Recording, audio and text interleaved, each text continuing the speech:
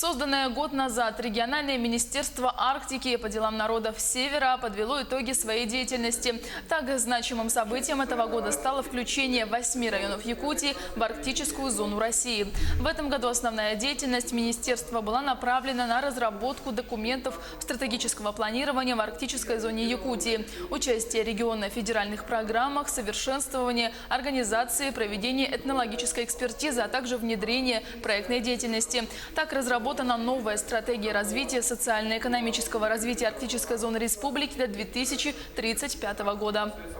Арктическое направление у нас во главу угла. У нас еще принято в 16 государственных программах принято арктические подпрограммы. Это означает о том, что уже четкая ясность есть о том, что арктической зоне уделяется огромное значение.